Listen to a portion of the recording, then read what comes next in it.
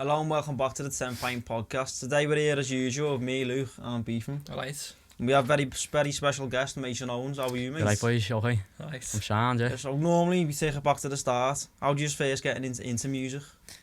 So I started playing guitar when I was about 12, 13, like year 7. But I never, proper took it seriously. I was proper into me heavy metal and that hard rock. Yeah. So I wanted to be just shredding on the guitar, just playing all Metallica tunes and that. So the first 3 years, that's sort of all I've done really. And I've done a few lessons, you know what I mean, and then I stopped doing them, then I went back to them. But yeah, that's how I started to get into music. But I got into it properly when I was about 17. I left sixth form. I was doing, stayed on in sixth form after school. I was doing biology, psychology, history. I remember just being sat there and I was still playing guitar and all that, but I remember just being sat there in a biology lesson, just thinking fuck this, you know what I mean? I can't, I liked it, in school and that, but as I got older, I thought I don't want to be doing this with my life. All I like doing is playing the guitar and that, and doing music. So I went to the Liverpool Media Academy, and then from then that's when I started getting into bands and that, and meeting other kids who were into the same, sort of stuff. They want to do music, take it seriously. So, yeah, I got probably around 17, 18 was my first band and that. But yeah, that was the start. Obviously, me music taste is, diverse. It's more diverse than what it was then. I'm not really into all the, I'm trying to start heavy metal band or anything now, as you can probably tell, from a lot of my tunes. Yeah. But yeah, that's how I started. I think that's when we got into music, wasn't it? Yeah, 16, 17. Yeah. We were you went the full weekend at Leeds, didn't you? Yeah. That was my first festival, 2015. And after that, it's sort of just it's a different perspective after that, I think, after you go to a festival about music. Yeah, definitely, because you're seeing it live and in action, it's not like you're listening to it with headphones and you're there, you that's how music's meant to be heard, I think, through a festival or a gig or something. So have you started doing gigs or? Yeah, I've done gigs. I've been in bands, as I said, before. The first proper band I was in where I'd done gigs was with Joe Maddox from the Rats and Paul Crilly, who you had on the other day, from the Mr. Deans. That was our first band where we proper done gigs just around Liverpool, all usual gaffs, Zanzibar. Phase 1 wasn't even about then, I don't think. Jacaranda, all around them, the little ones. That was proper that was my first. I was on the bass as well. Yeah. So my first gigs were with them. I think the Monday Club in the Cavern, actually, the Cavern pub. I think that was our first time. How old were you then? I think I was 17. I was 17, yeah. Getting on 18. Yeah. It was boss, you know what I mean? We didn't really take it serious, though. The three of us, we'd always just bladdered and stoned and that, you know what I mean? And just having a jam and that on stage. But it was sick, it was, that's what it's about, really, You start off with covers and stuff? No. I don't really like playing covers. I never really sing a lot of covers myself. But we were just doing, originally they were Joe's tunes. Yeah. And he had them, and he just needed a band to go behind them. He got on Paul, I think, at a gig. And then Paul was like, yeah, fucking, I'll have a little jam. And then he said, I need the bass player. And Paul went, Mason plays bass. And then I had a little jam, and then it just sounds, you know what I mean? It just cracked on, done a few gigs. But as I said, we didn't proper take it serious. So we were doing this gig in the Zanzibar, and I think I was wearing my dressing gown and that lad, I was and fucking bit of Everton socks and that lad just looked like a proper, people must have been looking at me thinking, who's this fucking kite, you know what I mean? But the manager for the Rats now, Harry Griffiths, he was there, and he seen us, you know what I mean, and he was proper into it. And at the time, me and Paul weren't really convinced, you know what I mean, but he come up to Joe and I went listen, one of the managers and that. And at the time, it was I wasn't doing it. I didn't want to, you know what I mean. I didn't hear the conversation that as well, so I didn't really know what he was about. But then obviously, me and Paul got off, and then Joe's got the managers put another band together for him. What he's with now, and they are doing well. He was on it, the manager. He was chatting a big game, you know what I mean. But he's backed it up, and obviously the Rats, they are doing well now. But yeah, and then so that was so he's got this new band, yeah, and then they with a new bass player, and their bass player has to get off for some reason or another. I think he had another band, so they need another bass player. Yeah, this is like 2018. Yeah. So so I've like he asked me to join again. So I thought, you know what, chance, you know what I mean? I'll join again. They've got, you know, they're looking quite, the future's looking good. Yeah. So I joined then, and then but like at the time, yeah, I just had this car crash in 2017, just before, proper heavy, like, you know what I mean? And then I was under investigation at the time, and I had course in about June of 2018. So at the time, like this was like February or something, I joined. So we were just cracking on as if normal, and like no one expected me to go to jail, you know what I mean? Did you expect to go to jail? Not really, no, that just didn't sink in, you know what I mean? But like, as we was getting like close to the time, I was thinking like, well, I could actually be going to jail here, you know what I mean? But yeah, so I've been in the band and that, and then we've been recording in the studio in Ipswich, and like this is like 3 days before like I go to court, and I've done my bass and that, I've done like just done all my takes and that. Then I've had to go back home, go to Liverpool from Ipswich, and come back to Kent, Maidstone, Crown Court with my mum and dad. They come with me. So I left that the studio, and like I was going, listen boys, I'm going to court here, like I might not be coming back. And Joe and that he was like, nah, fuck, shut up, lad, you know what I mean? I'll give you the bell after and that, you know what I mean? And then I went to court and that, and then I think they must have just been calling me and like, no answer. And then he found out I'd went to jail and that. So they had to do a few gigs afterwards. I think they'd only Kendall Call and that, but with no bass player. They just had it like when we've done the demos, we've recorded like, you know, the bass tracks before. They're just playing with that really? The bass part behind it, yeah. I wasn't actually there, you know what I mean? I was there in spirit, like me bass lines were there, but I wasn't like. But yeah, that was a bit of a heavy one for the band. But they got a new bassist while I was in there, and like while I was in there as well, I started writing a lot more of my own songs. Yeah. And like the first gig like I ever done where like I'm singing to an audience was in this prison, because luckily they had a music course. Like there's only like 3 or 4 prisons in the country. What prison one. was it? HMP only it was. So it's like on some little island off Kent. See, that globe's probably not big enough there to show you. I'm looking then if I could point it out, but yeah, it was like off the Isle of Sheppey off Kent. Yeah. It's just, oh lad, it's fucking just... Like being at Alcatraz, being on yeah, lad, fucking, I felt like I was on banged up abroad, lad, because I got in, yeah, and my first 2 cellmates, one of them was Polish, the other one was Lithuanian, you know what I mean? Yeah. And I'm already in this Kent, so everyone in there is from down south, I'm like the only Scouser, and it was fucking mad, like. But yeah, like, you know, once I got settled in and I started doing a lot more of my own tunes, and then they had because they had this music course, they had like a little gig that they put on for the prisoners and their families, and when I never really sang, you know, before, in front of anyone, but they everyone there on the music course proper boosted my confidence and that. And I remember playing it at the gig, and my mum and dad were there as well, and Jacob and my brother, and a few of my mates. And it's like my first time, I was proper nervous and that, you know what I mean? But like after the play, everyone was like, you know, proper going, yeah, well in and that. And it was sick, you know what I mean? And from then, I thought like if I can like sing in front of like a prison, you know, I can do it in front of anything, you know what I mean? Like, so I'm not really too harsh now, like I don't really get too nervous before going on stage or anything. Because I just think like I'm fucking, you know what I mean? I'm like a little Johnny Cash one, you know, playing to all prisoners and that. But yeah, man.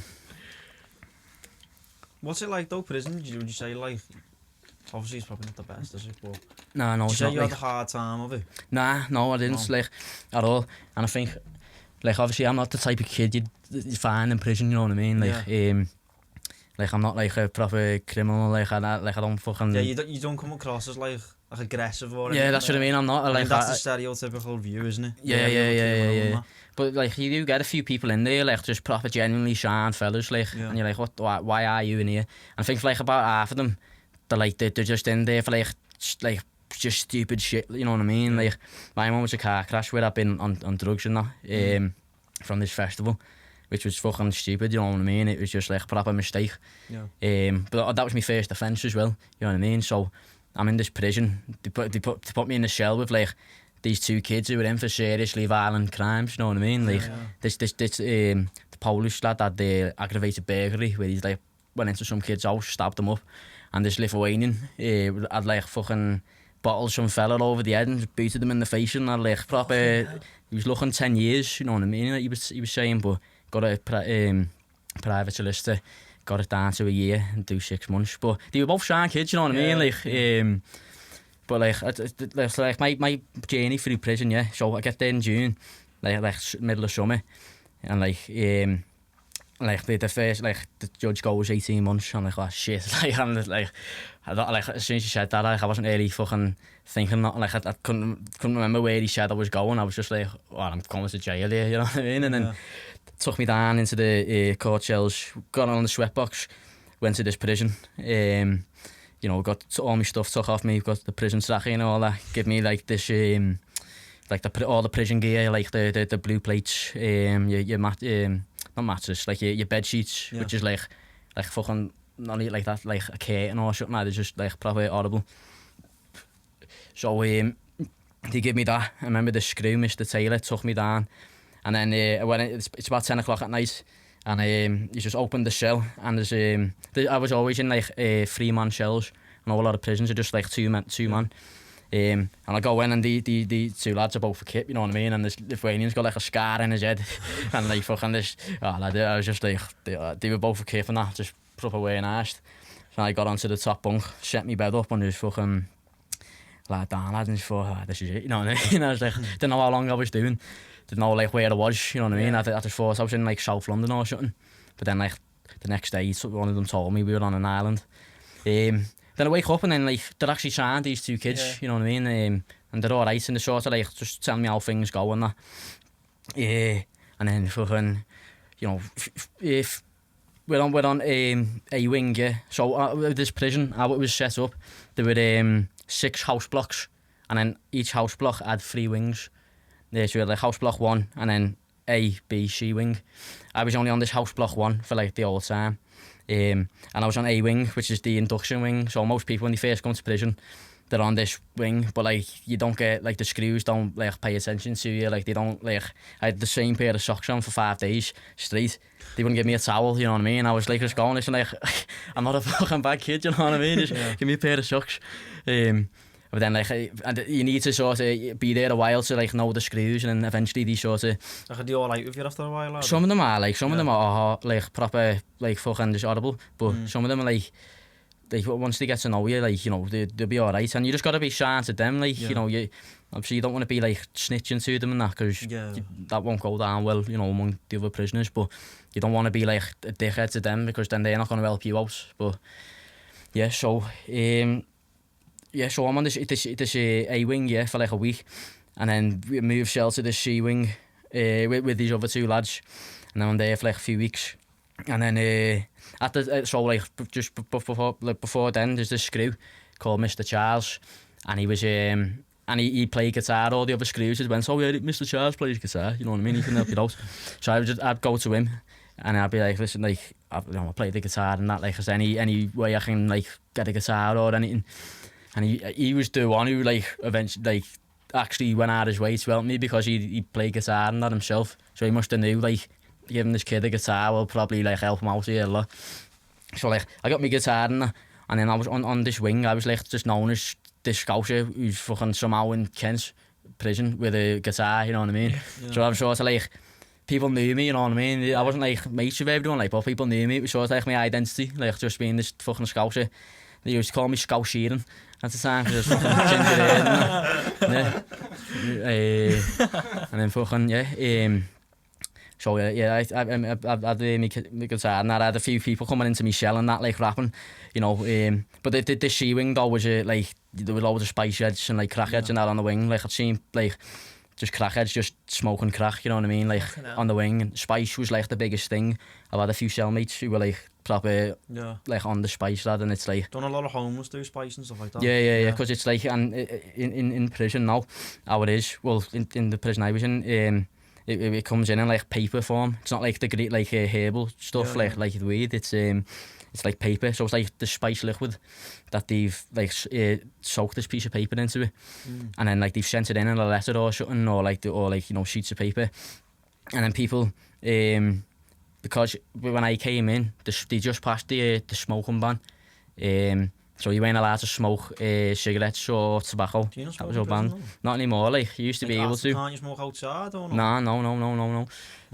Since I think like March, and I come in and like I was smoking biffers at the time, like, but even if I wasn't smoking biff, like I would have loved to, like, I've only just, you're in prison, just like something to, just fucking help you out a bit, you're stressed and that, with a bit of nicotine, but they give you these vapes, but like like prison vapes, you know what I mean, and they found a way to change, like, to get this vape and like turn it into like a lighter, which they use, because obviously there's no tobacco, they're not giving you lighters and that as well, or matches or anything. So they get this vape, and then they just put this piece of paper in the vape, and then just smoke it, and like it's fucking, like, you should see what it does to people, like it's proper aggressive stuff, like, but that was the big thing, like, in prison, like, more than anything, like, and it's like probably the most, like, people say, I've heard people say it's got the same withdrawal symptoms as crack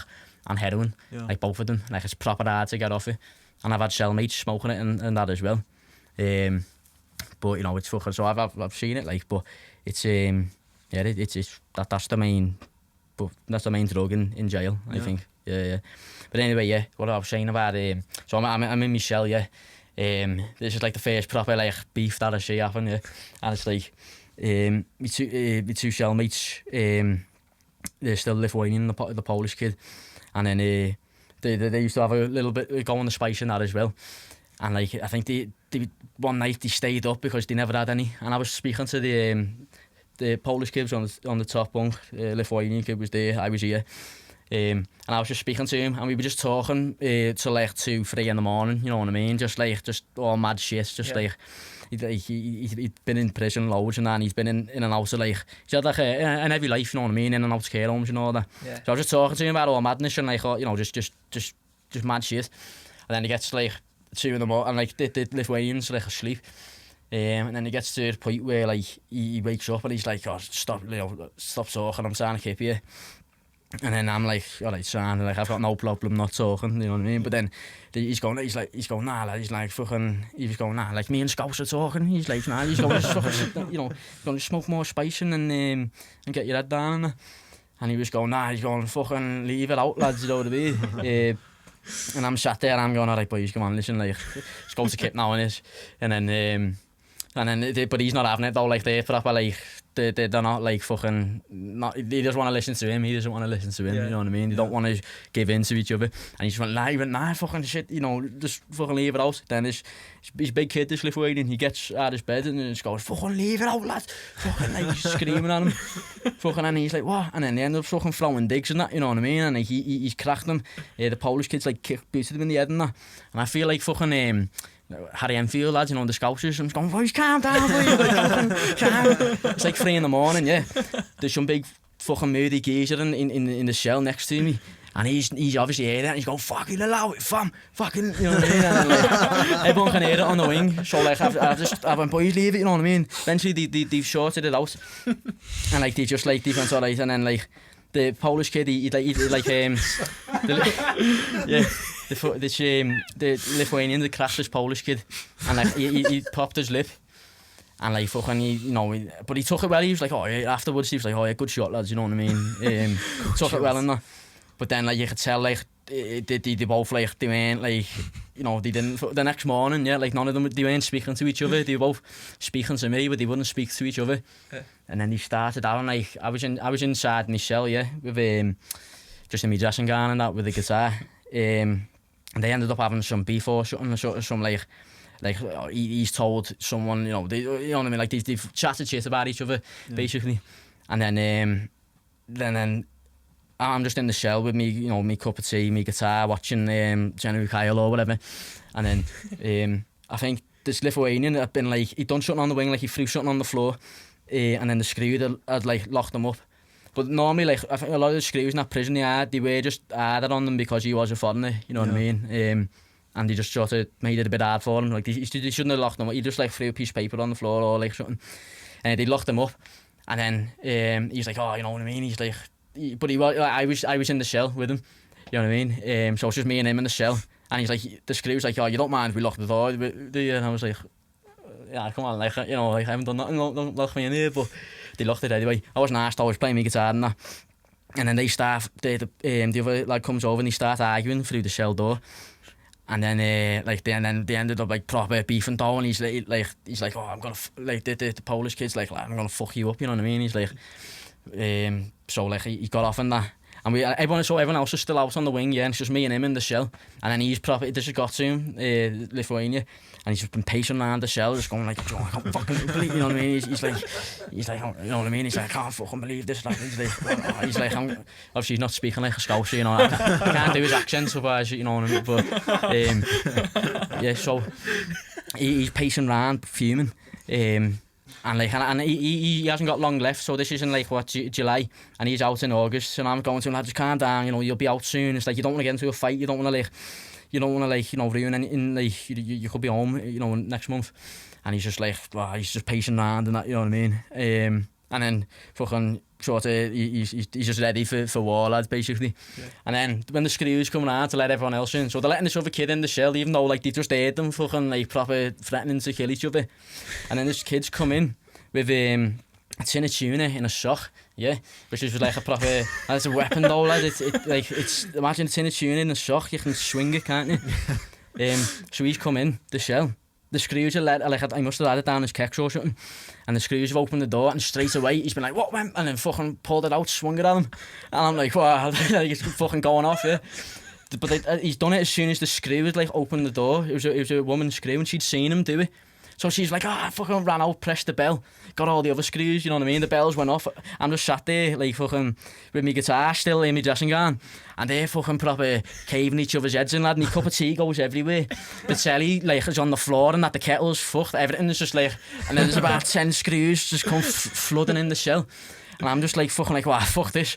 Jump out the cell with my guitar and in my dressing gown and my socks, you know what I mean? And there's about 15 screws in my cell, trying to, like, split it up. And then from then, like, they moved me, you know what I mean, into a different cell.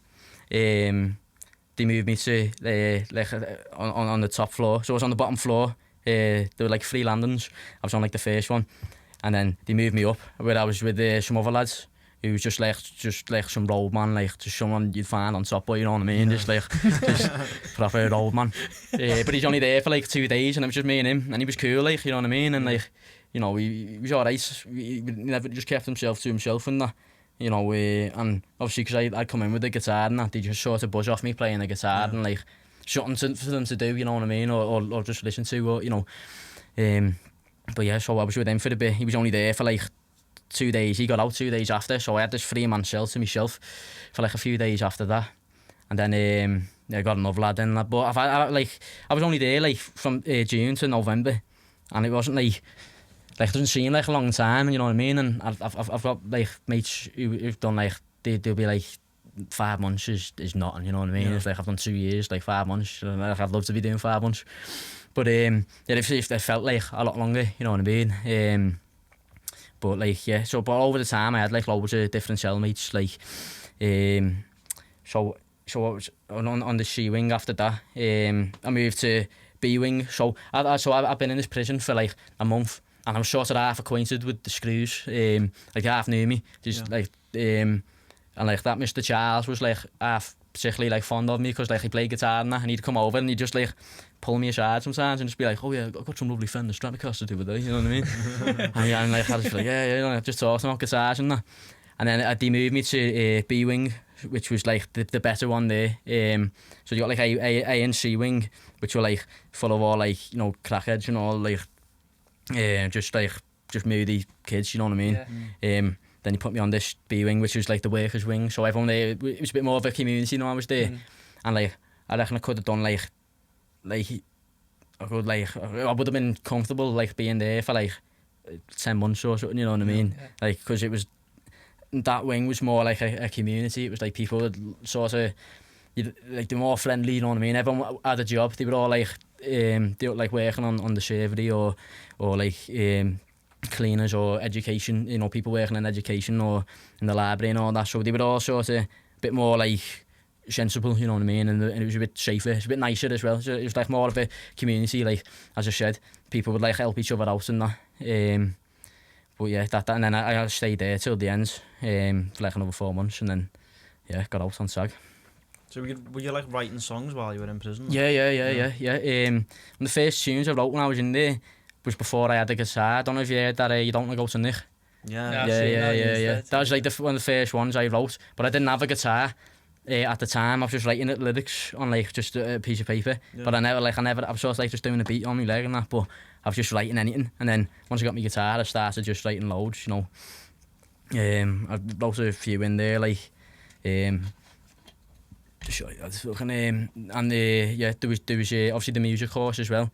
That was like probably like my saving grace, you know. It was like, if I didn't have that music course in that prison, like, I don't know what I would have done, you know what I mean? Like, it was for like twice a day, 4 days a week, they'd take me out of my cell to like this it's like a warehouse sort of thing, but they had like these 2 girls who ran like a music course, and like they just get everyone making tunes and that, like literally like we made like a little EP when I was in there.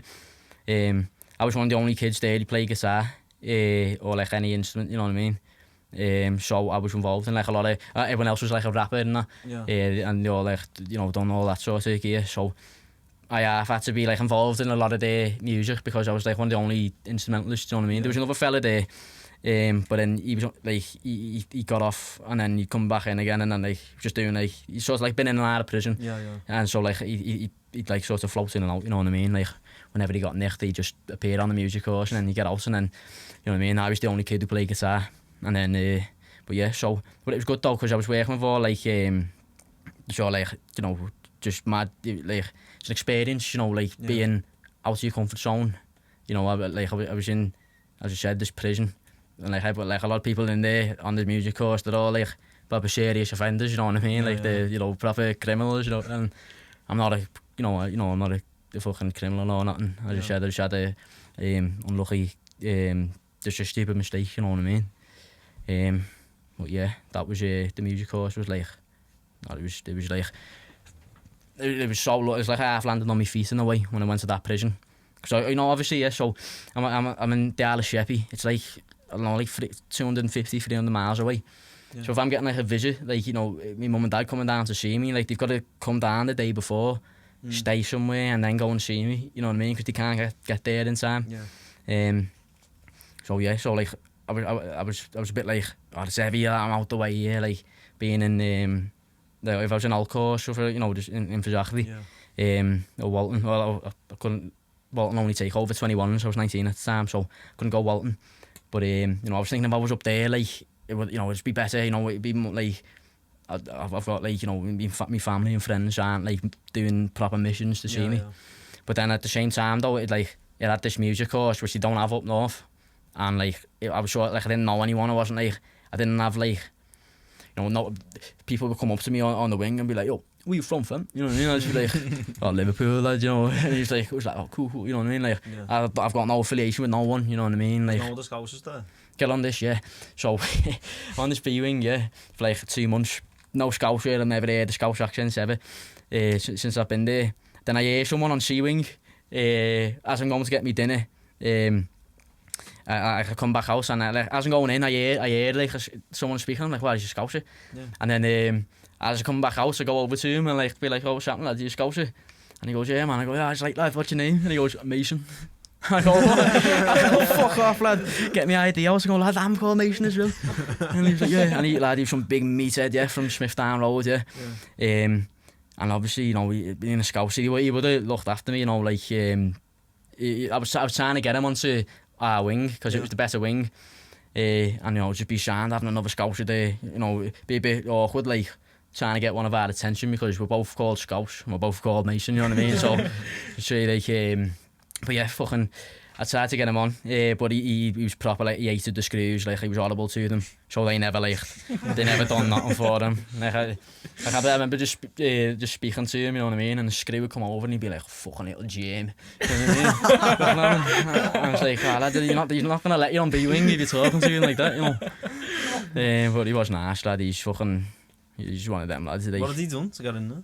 Well, he didn't nick loads, but I think what he said was like just preventing the cause of justice. So I don't know specifically what he'd done, but obviously he's got like quite a fat criminal record, and like he's probably something shady like. But he what he was in for this time, I think he was only on remand until he went to court, but he said it was something stupid. You know what I mean? Yeah. So that moves us on, obviously talking about Scouse. I'd say, well, I think our favourite song's I Am Not an English. Oh yeah. What was the thought behind that, first of all? I don't know, because I started doing them songs, they're only like piss take ones, like done that Lorenzo Drive, which is my first one, and put that on Facebook. Then I've got this was like my first video that got like 60,000 views or something, 70,000 or something. I was like, what, heavy this, you know what I mean? I'm just me in my dressing gown, just with my cap on, just, singing, taking the piss, you know what I mean? Just like, some mad story. And then I done another one, I think. And then, I don't know, like, it took me like 15 minutes to write it, yeah. Because, like, it's an easy song, three chords, you know what I mean? And, like, I just got the chorus. I'm not an Englishman, I am Scouse. And then everyone down south thinks going it up there, I was just sort of like, it's half like, it didn't take much effort, because it's sort of like, that's the sort of, like people down south, not everyone, like, but a lot of them will think, that's sort of what Scousers are like, they rob houses and that, which, some of them do, but people do everywhere, you know what I mean? So, and then just the easy little chorus, you know what I mean? And then I just changed the place of, I don't care whatever I has to say, because it's all Tories anyway, you know what I mean? But not a proper, like, serious song. But then when I put that on, that was like my first proper one that, like, proper got, so someone put it on Twitter, some accounts. I didn't even put it on, I didn't even use Twitter at the time. And then someone put it, like, took it off Facebook and put it on. And then my mate just messaged me, he's like, lad, you're going viral on Twitter here, And then I looked at it, and then I was like, well, I am, you know what I mean? And it was that tune. And I just thought, because that's, like, the biggest one. It's like, everyone in Liverpool, sort of like, even if they don't like it, you know what I mean, they'll be like, it's relatable, isn't it? Yeah. And like, I've a lot of people outside, not outside, like, not down south or anything, but like north, Scotland, Ireland, even new place like Newcastle and that as well. They're all sort of half into it as well, because they all like, Tories and say that in the English song, people. Like, Yeah. That's what I mean. It's not proper serious, like, because I'm not too, like, politically inclined either way. You know what I mean? I'm not really, like, I've never really, like obviously, I say, we hate Tories and that, because, like, you probably find, like, Tories are just more likely to be just horrible, selfish people, you know what I mean? Which is what they are, like, you know what I mean? But most people in politics are anyway, fucking right or left wing, I think. So I'm not too, like, I don't want to be like a proper Labour, protest song, like, it was just a sort of, it started off as like a piss take, and then, but it's half a bit serious as well, but like, it's not like, I don't, like, I'm talking about putting a bullet in Margaret Thatcher's head, you know what I mean? Some people would be proper, like, offended by that, you know what I mean? Because people down south think, like, Margaret Thatcher's like the best Prime Minister ever. But, like, it's not, That's why it connects with Scousers, though. Yeah, that's what I mean. We all know. I didn't do it to be, like, to get, like, publicity, like, national, everywhere in England. Like, I just done it for just the boys, you know what I mean, my mates. And so I wasn't really asked. I was like, yeah, fucking, no one I really knows is going to be asked about me saying I'll put a bullet in Margaret Thatcher's head. You know what I mean? But at the same time, like, it was half like, I light art, like, it's hard to say light-hearted, you know what I mean? But, like, it's like, I'm not a firm believer. Like, I'm not too asked about that song. Like, I don't proper, like, stand for it, like, 100%, you know what I mean? Like, I don't want to be known as that kid. You want to be like a political warrior. Yeah, I don't want to be known as that kid who's, like, proper anti-Tory Liverpool, because I'm not really asked, you know what I mean? Yeah.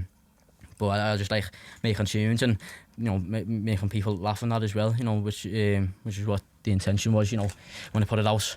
But then obviously that was like my biggest song, so I thought like it's tactically be the best idea to release that tune first. Might not be for some people, like if the, you know, but I thought like that'll get the most recognition out of any of the tunes I've done. That's like people will sort of, even, you know, as I said, even if you don't like it, you sort of like you'll recognise it, you know what I mean, and you'll be like, well, it does stand out because it's sort of like no one's put a tune out there like that. But yeah, and but like you know, I do want to like steer away from all the, you know, political sort of stuff and just do like proper music. Just so, like as I said, I've got loads of tunes there, and I think like I'm trying to get like a little 4-track EP out by the end of this year, which will be songs which aren't like, you know, they're a bit more serious, or not serious, but like, you know, just more proper, like you know, like just normal tunes, you know. So how long after you released did you like start recording music and that, like releasing stuff?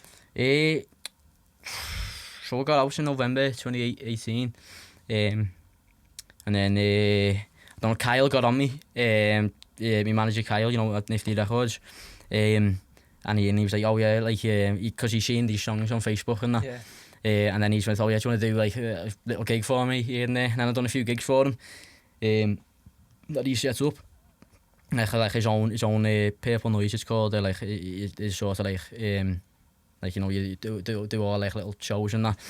And then yeah, he just like, listen, like, you know, I've got connections, you know, I've got like, and he like he's proper interested in the music as well. So he, you know, like he sort of like said, you know, do you want me to like manage it? Like I'll, you know, take care of a lot of the stuff that, you know, I can't really be asked doing myself or like, you know, anything like financial or anything. He's like, yeah. So yeah, they and then first that recorded after that. I don't know, I think it was February or something. I'm still on tag, I think, when the song came out.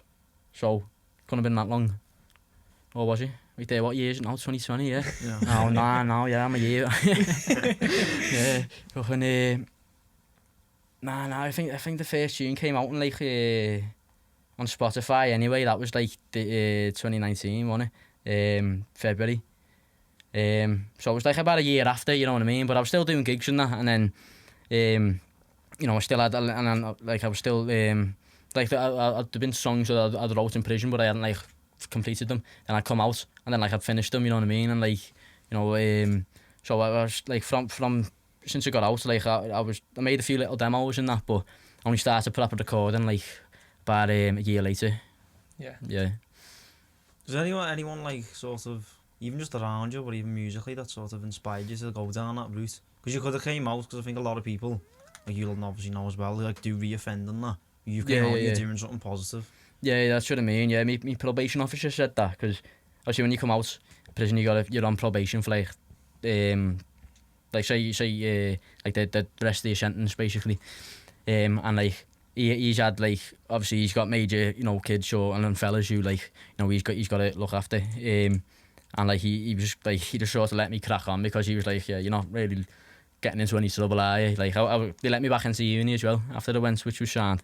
Yeah, like I was you know, doing gigs here and there and that. So like he was like, yeah, you know, you're not really likely to re-offend, so we don't really need to keep seeing you every week and that. But yeah, like I've like that's sort of what I wanted to do anyway. Like I never really wanted to be like a singer. Before I went to prison, I wanted to like someone to do music, but I was more like a bass player or guitarist or something. But then being in there sort of made me want to just like do my own songs, you know, like where I've wrote, like, you know, I'm singing them and I've wrote the lyrics and all that. Feel like you get supported a lot in the city? Yeah, a lot. Yeah, definitely, yeah. Like loads of people message me on the, you know, Instagram and that. Like, you know, it is boss, like, you know, it's always good to hear people supporting you, because give you a boost of confidence, you know what I mean? It's like some person you've never met is going, oh, you're sick of you know what I mean? Just for doing a song, like they don't know you know what I mean? But they're just giving you that bit of, like, it makes you want to do more, you know what I mean? And, you know, pushes you to, like, just keep doing what you're doing. Sorry, go on. Where did you play your first, like, gig on your own? First gig on my own, outside jail? Yeah. Yeah, it was in Studio 2. I think, yeah, Studio 2. Oh, yeah. Yeah, so it was only like, you know, a little small little, you know, cozy venue. It was sound though, like, just had, you know, a few of the mates there and that, but then done a few more, and then Kyle got me on this Boss Night, which obviously I'm a blues, so it's a bit like, you know, it did hurt, you know what I mean, playing in front of, like, I was the only blue nose there in the entire gaff. There was like 1,500 people there. I was the only one there, I suppose, ever, you know what I mean, like, but like, you know, it was a big crowd, and then I done that I'm Not an Englishman tune, and it was Boss, like, because like I'd play it, and then like there was like 1,000 people there. Obviously, because Jamie Webster, he's always like headlining, isn't he? So like, I opened, like, I done the first, like, this was at like 4 or 5 o'clock. I done like a little set. Weren't that many people there, and then like as I got later, more people came in, and then Jamie, like just before Jamie went on, Kyle went, "Do you want to go up and just do that tune again?" You know what I mean? Well, there's loads of people here. I was like, "I go ahead," you know what I mean? But at this time, I was already bladdered, and you know what I mean? Like, we were, you know, was going off backstage anyway, and then so I'd come back, and I was like, "What?" The guitar was out of tune. Get on stage and like playing the guitar, plug it in. I'm like, this is like proper not in tune, you know what I mean? So I had to tune it by ear, but I couldn't because I was just sloshed and like just loads of people shouting and that. So I had to go off stage, tune my guitar, come back on. Then I done it, lad, and then like the response was heavy, you know what I mean? It was like everyone there, like, I'd say, "I'm not an Englishman," and then a few hundred people would just go, "I am Scottish." And then I'm just like, out of shit, like, I could proper hear it though, you know what I mean? It was heavy, you know, and at the end he done like a little "fuck the Tories" chanting as well. And it was Boss, like, you know what I mean? That was, you know, I've sad to say it because it's like a Liverpool event, but that was like the biggest gig I've done so far, like. Yeah. And you know, they are great, like, you know, obviously if you just, you know, put all the Liverpool gear aside, but an Everton version of it. I know, that's what I mean. You know, it would be good to do something like that, but just we don't have the glory at the moment, do we? Like, at the moment, ever. Yeah. That's what I mean. Maybe like, you know, 1984 and that, 85, but that's what I mean. Like, I think Jamie Webster's partly responsible though for Liverpool's success. It has gone hand in hand, hasn't it? Partly, like, because the support, you know what I mean? Like, he's got so many people probably just going like to match or going to boozers just to see him do all Liverpool tunes. Like, you know, it gets people in the mood, it gets the support behind it, and I reckon, like, for the club and that as well, like, they'll feel that as well. They'll feel like the energy, the supporters. So I reckon, like, you could half say, you know, we won the Prem half because of Jamie Webster, like, but he'll never say that himself, like, but you know, I reckon he's half responsible. Do you still feel like not enough being done for like local music and that, considering like we're always talking about it, aren't we? Like, obviously the biggest band ever, like we put a little Instagram post up yesterday about it, like the biggest band ever, arguably the Beatles, are from this city, but from that nothing really's come from it. And even now, I feel like a lot of people, like, in the city, when someone gets successful, it's like, oh, we don't like them. Trying to find things you don't like about them. Exactly, yeah, definitely, yeah. That is true, like, you know, we said about people getting success, people sort of, it's not just jealousy, but, you know, but sort of like they don't like seeing other people, like, you know, do well for themselves. But yeah, what is, you don't feel, was it? There's not like enough help, yeah. That is true, like, I mean, it's sort of, it is hard, like, you know, for anyone, like, I think everywhere in the country, like, but I don't know, like, because myself, I haven't really struggled with, like, because your manager Kyle, he's sort of quite, like, he does have, you know, his connections and that, so me personally, I haven't really struggled that much with anything, like, you know, because I've had someone there helping me out as well. Yeah, but I think if you to do it independently, like, it probably is a bit, you know, hard to, like, just get yourself off the ground and that, but I don't know, like, obviously what you're doing, you know, you're sort of getting people out there, like, you're getting, like, you know, to know, you know, obviously the artist or whoever it is, like, you're interviewing, like, you know, that is helping, but I don't know, like, I don't know, like, I haven't faced that many troubles, personally, so I couldn't say. Yeah. Because we listen to, like, some bands, don't we? That's a Boss tune, and then it's got, like, hardly any listens, it's got hardly any followers, and it's like, Yeah. Even like with this, we're not really in the music industry, we're not at all, are we? Like, but even through this, it's just like so many people, it's like put barriers in the way of things, and you're just like, I mean, just be sound, innit? Yeah, I don't know. It's harsh, like, you know what I mean? The industry here is harsh. I mean, I'm not proper, you know, I'm not proper there yet, you know, I've like, but, you know, still waiting to, you know, proper get it, you know, spread my wings and get in there, you know, into the game, you know, get fucking across the country and that, you know what I mean? Doing gigs and that, but it is harsh, like, you know, and I know from, like, other bands and that, like, it's a hard game, like, you know, and you gotta commit to it, but at the same time, though, I think it's who you know, and what, like, as well as, like, what you know, but it is definitely, like, who you know. For instance, like, I don't know if you know, like, my other band, I've got Primer. Yeah. We haven't got nothing out there yet, but we know these two lads, who, like, producers, and like they know Eva, the singer, so they've got us down for the jam and that, and then we went to the studio for a few days, a few weeks. Then we've just been working on this tune, and then there's a guy there who they're mates with, called Hector, but he goes by Dennis Schulze, and he's proper, like, he's got a residency on BBC Radio 1, and he's just been there, like, because he's been living in Liverpool during the coronavirus. He was just living with them, and he just did tune. It wasn't even, like, fully, you know, we didn't even, like, proper, like, finish it. It was proper, like, all over the place, dead, like, messy, like, we needed to, like, redo loads of parts. Well, I thought we did anyway, but he heard it and just went, he's like, that's fucking brilliant, that. He went, it's going on the radio. He's Scottish as well, but that's my Scottish accent, that. But yeah, he was like, yeah, that's going on the radio, that. And we were like, wow, fucking, you sure? You know what I mean? Like, we were just sort of messing about with this one. Yeah, but yeah, so, like, that's me. We had a tune on Radio 1, just, like, within the space of, like, 5 days, you know what I mean, or a week, just for, like, just messing about with it. So, like, that it is who you know what I mean, rather than what you know. Like, it's because if you know people who are proper in the industry, and if you know them on, like, a, you know, personal level, then, like, they can, if they want, they can go out the way to help you and, like, get you involved with, like, their contacts, and, you know, there's loads of opportunities, you know. So yeah, it is just, you know, you circle. You do need to get in there with the right people, but it's hard to, like, you know, find your way in there.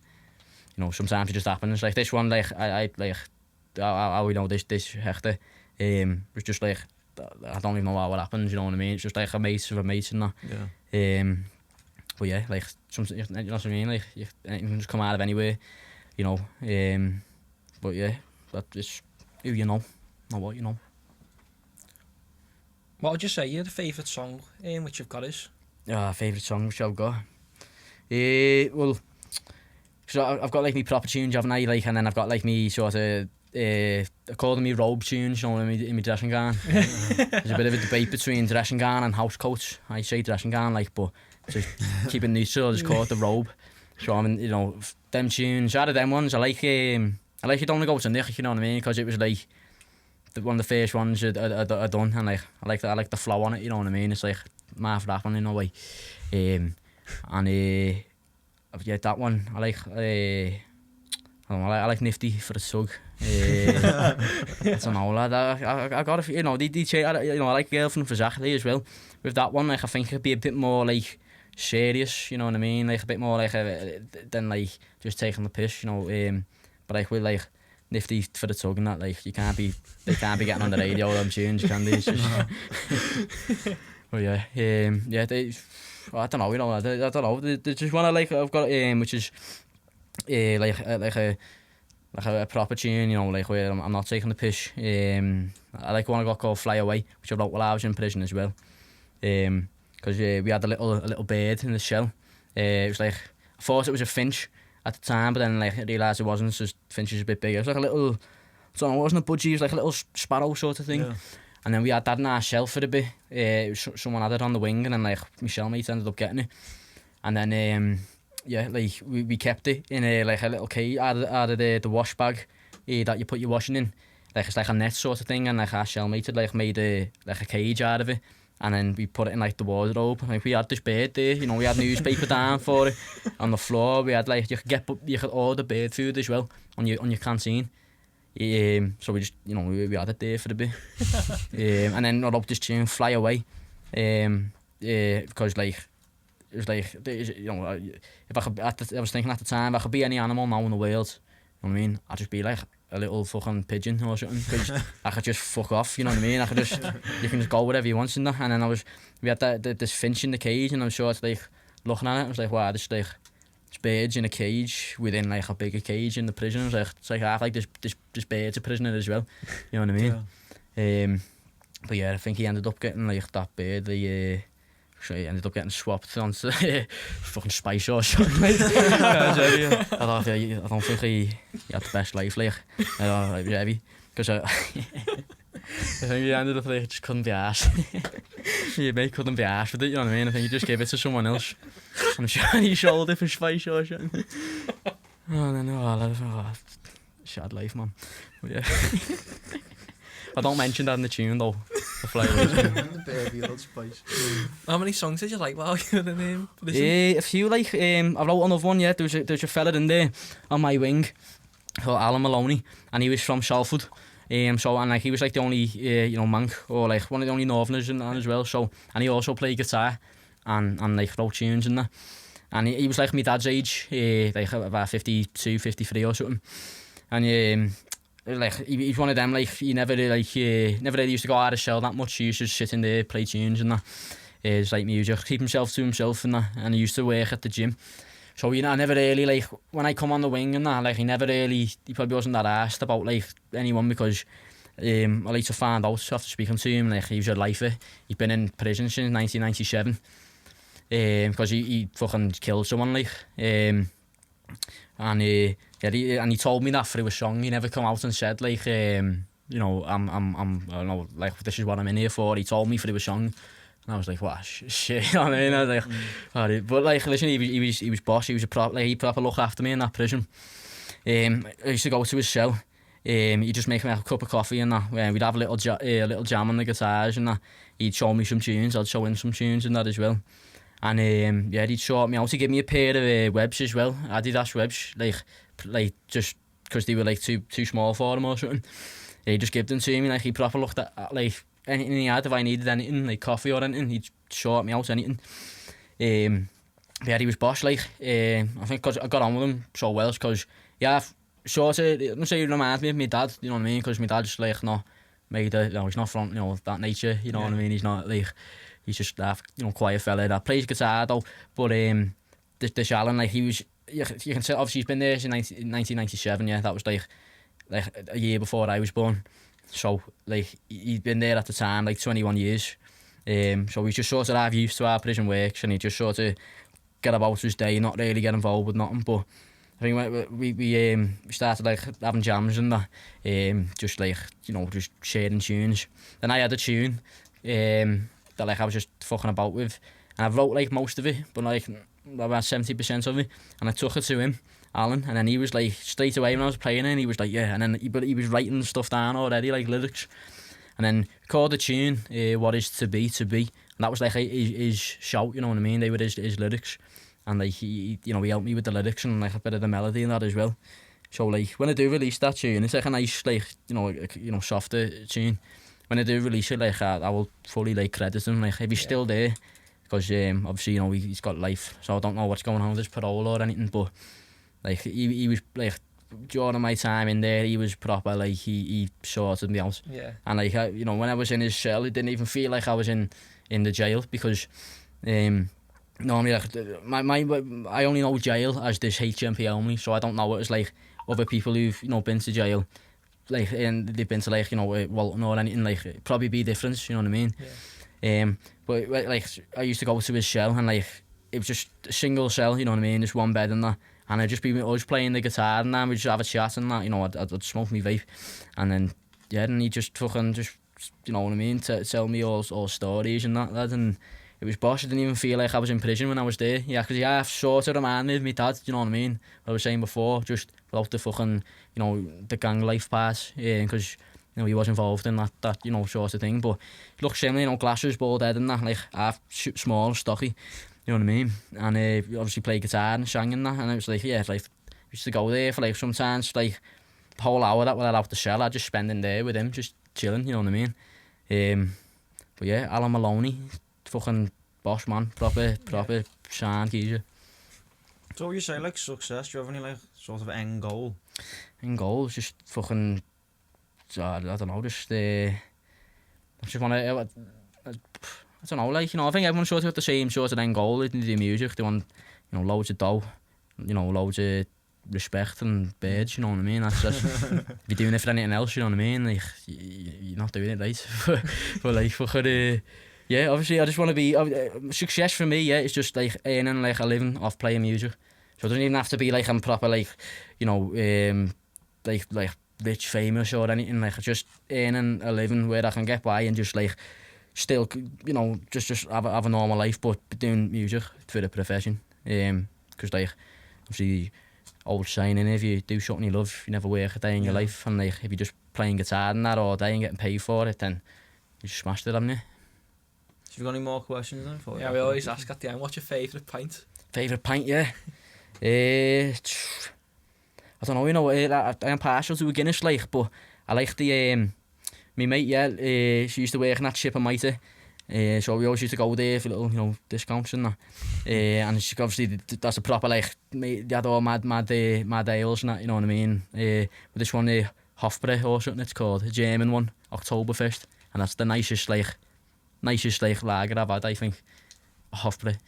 I'll have to try one I probably forget the name, lad. It's probably not even what I'm saying, lad. It something like that. But yeah, all Guinness. Yeah, so that was Mason Owens. We hope you enjoyed it. If you want to look on that, what's your social media? Oh yeah, so Mason Owens music on everything. Mason Owens on Facebook. Yes, thanks very much, Beefman. Nice one. Always like boys, nice one. Sweet, it's alright. This one's a million miles away.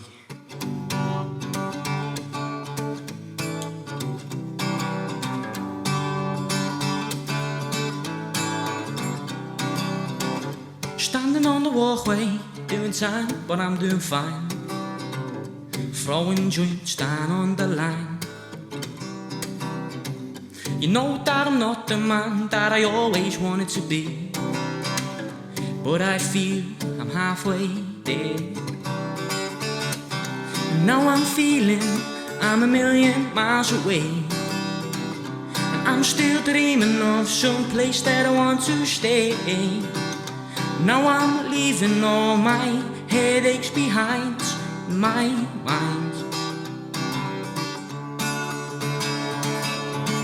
You know that the radio don't agree that much with me, and there's fuck all on TV. Playing with myself for the 7th time this morning. Now it's getting kinda boring. Now I'm feeling I'm a million miles away. I'm still dreaming of some place that I want to stay. Now I'm leaving all my headaches behind my mind.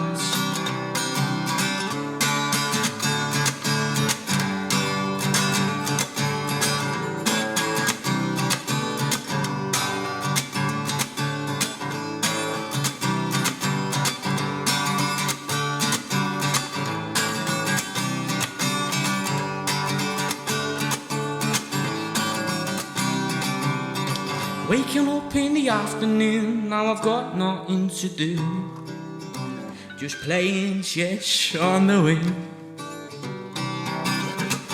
I fucking hate this gaff, I just want to get off home. Wrap up a spliff and I'll get stoned. Now I'm feeling I'm a million miles away.